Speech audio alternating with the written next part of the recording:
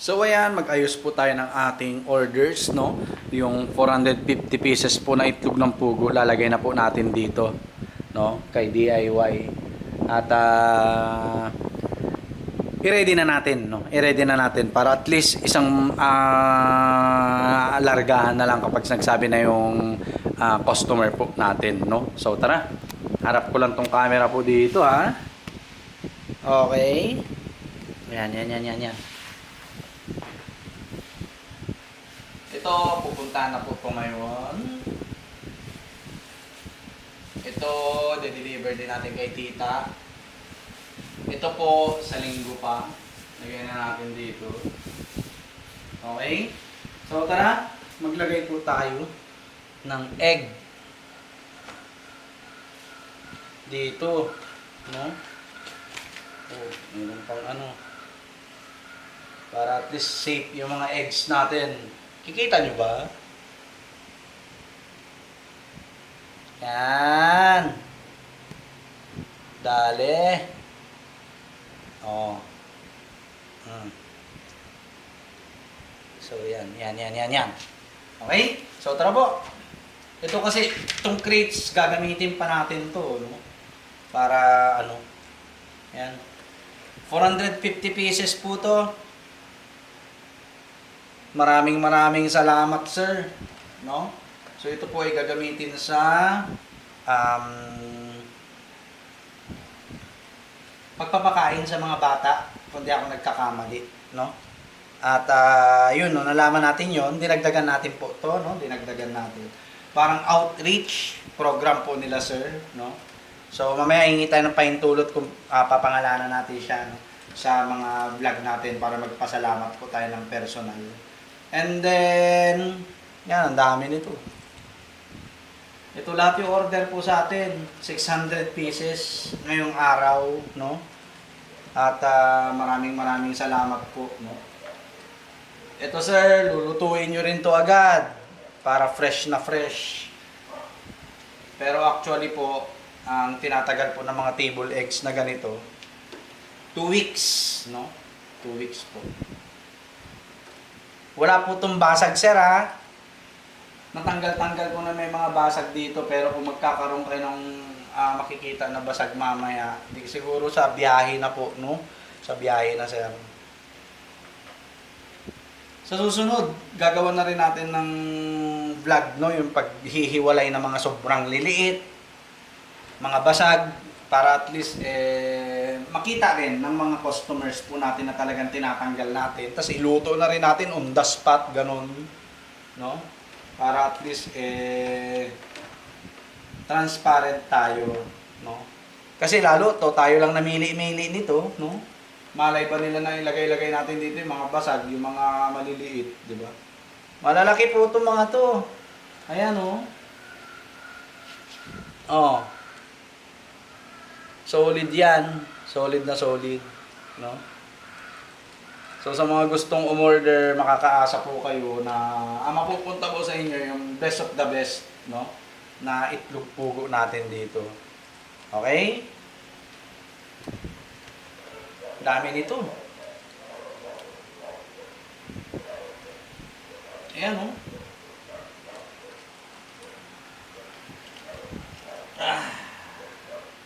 Para naka-ready na po, no? Makapag, ano na tayo, makapag, tawag dyan, makapagkape na. So, sa pasukan, ganito po ang gagawin natin, no? Pag gabi, maisingit natin yung mga orders. Tapos, pag sobrang dami na nang kumukuha sa atin, kasi sa pasukan po, may regular nang kukuha po sa atin, no? Iniisip ko kung papaano, no, kapag may trabaho na ako. Kaya kailangan maging full time na tayo dito. Kasi bawat kilos may pera, eh. Tapos, ako pa yung boss, di ba? Wala akong sinusunod. Wala akong sinusunod na deadline. Sariling diskarte. Ayan po, no? So, gagawin nating Quail Egg Empire. Itong ating kabahayan, no? At gusto ko kumita ng pera this year hanggang sa mga susunod na taon para at least maranasan din naman natin na guminhawa, no? At hirap eh. Nung pumapasok ako noon, 3 years, 2 years ago na maski piso, wala ako. Gusto mong bumili sa kantin, uutang ka. Gusto mong bumili ng ganito, hindi mo mabili. Ngayon, ganun pa rin naman. Pero, may pagbabago na. Ano, nakabili na tayo ng tangke ng tubig, gasol, wala tayong utang sa bill, may savings pa, no? So, yun po yung mahalaga doon. Okay? Ang dami nito. Kung di po ako nagkakamali, magkakapatid po yung nagsama-sama nag-order po nito. And hopefully, manguha pa po sila sa atin ng itlog ng pugo. Kasi mamaya mag-aangkat po ulit ako ng another 1,000. Yan. Para makapagpondo po tayo ng pera, no? Who knows? Baka itong buy and sell natin, pumitik din, no? Pag ito pumitik at naging successful, isa lang naman ang tinitingnan kung success nito eh. Yung may regular akong susuplayan sa pasukan, ilang months yun, no? Halimbawa, hawak ko yung isang school, tapos 5 kantin, solid na yun. Solid na po yun. Solid na. Ayan, okay na? So, yan po ang ating quail egg. Orders po sa atin yan. Sa isang tao lang po yan, 450 pieces. Okay?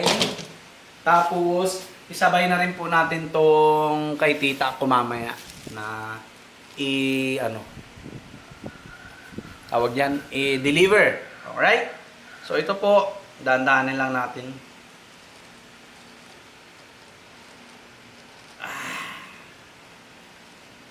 Kailangan ma-secure natin na maayos to. Yung hindi aalog-alog, no?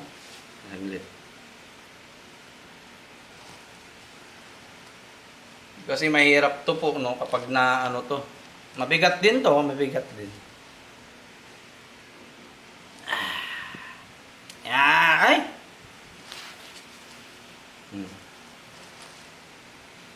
Okay. Si-secure lang natin to. Yan! Okay na. Ang order natin. Okay? So, ito for delivery. For delivery rin. Tapos ito yung sa kabatch ko na fertile eggs. So, fertile eggs po natin 50 pieces. Minimum. That is 250 pesos po. No? So, lagay na natin to dito sa taas. Yan. Alright. So, yun lang po, no? Teka lang. Balik natin to. Yan ang ating pa-order, no? So, all in all, 600 pieces po kasama yung mga yun. Yan. No? So, kumikitang pangkabuhayan tayo, no? So, yan. Hihintay na lang po natin yung chat ni Sir para maidala na natin sa San Roque. Tapos, isabay na rin natin yung kay tita ko dahil dun lang din naman yung kay tita ko, no? Tapos sana yung kabatch ko magpunta na, no? Kasi alas 10 aalis ako dito sa bahay for delivery na, lahat minsanan. Para at least okay na po, no? Pati ito sama na natin tong kay tita ko na isa. Yan. Kay tita Nana. Okay? Alright? So yun lang po, no? At nakakatuwa kasi ang layo na, no? Ang layo na natin sa dati na tipong naiipunan tayo ng bills. Yung tipong kinabukasan araw-araw sa loob ng 2 buwan, 3 buwan, wala tayong binabaon talaga. No? Siyempre, sagad tayo sa loan. Naka-advance naman na, no? Yung kapaligiran natin dito. Tapos, yun. Ayoko nang bumalik doon. Ayoko nang bumalik. Kaya nga nagsusumikap po tayo na mag-business no, ng mga active income generator natin, at paunti-unti nagiging successful naman. At syempre, hindi naman magiging successful to kundi dahil po sa inyo. Salamat po, no? Sa pagtangkilik po ng ating mga produkto. Yan lang naman ang ating mga products ngayon eh. Quail eggs, tapos quail fertile eggs. Ayan, meron na tayong buena mano sa fertile eggs. Yung kabatch ko, na plan din mag-start ng puguan business. And then, quail meat. Ayan, magpapapisa tayo. Lahat ng lalaki dyan, kakatayin at ibibenta natin as meat, no? At iiwanan lang natin yung mga babae lang as layers po natin. So yun lang po. God bless po sa ating lahat. Peace.